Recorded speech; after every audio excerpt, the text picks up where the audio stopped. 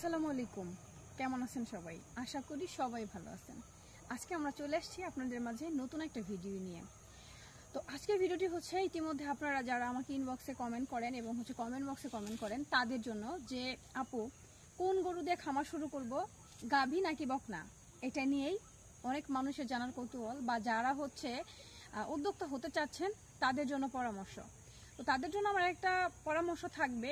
আমি আমার বর্তমান বা বাস্তব জীবন থেকে আমি তাদেরকে বলবো, প্রথমত যদি আপনারা চিন্তা করেন যে লোক দিয়ে গরু লালন পালন করবেন, এটা হচ্ছে একদমই ভুল, আমি যেটা মনে করি। কিন্তু আমরা দিন শেষে প্রতিজ্ঞাবদ্ধ যে আমরা দেশ থেকে বেকারত্ব দূর করব এবং তার পাশাপাশি আমরা দেখা যায় যে মানুষের কর্মসংস্থানের ব্যবস্থা করে দিব, যে কোনো না কোনো কাজের মাধ্যমে। কিন্তু আপনি একটা কথা দেখেন, অভিজ্ঞ লোক তো এই সেক্টরে পাওয়া খুবই কম যায়। আপনি যাদেরকে দিয়ে কাজ করাবেন এবং আপনি যে টাকা ডিমান্ড আছে তাদের, যে বেতন আপনি দিবেন তাদের, তবুও তাদের মন ভরবে না।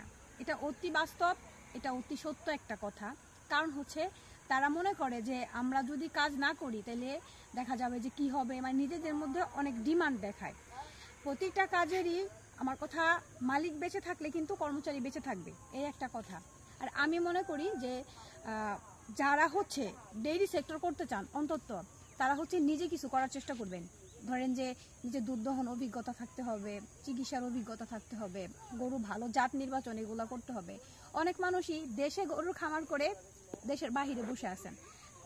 এই যে মানুষগুলা আপনি খোঁজ নিয়ে দেখেন,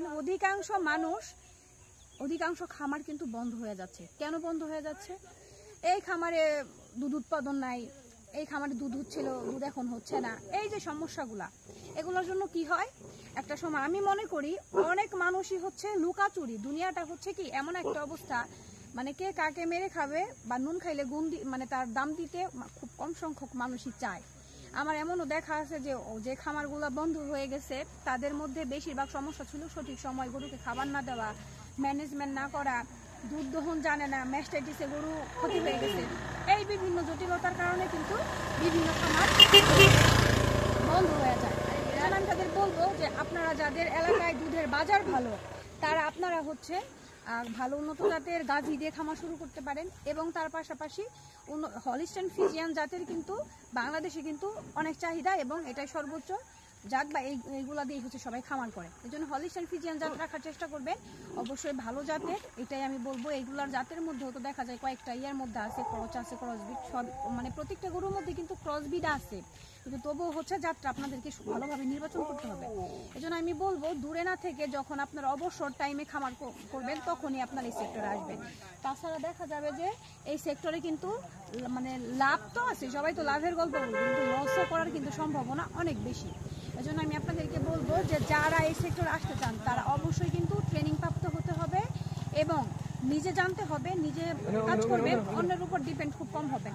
যে কাজ করান ভালো কথা, কিন্তু আপনাকে অনেক অভিজ্ঞতা হতে হবে, আপনাকে অনেক জানতে হবে। এটাই অধিকাংশ খামার কিন্তু বন্ধ হয়ে যাচ্ছে। তো সবাই ভালো থাকেন। আজকে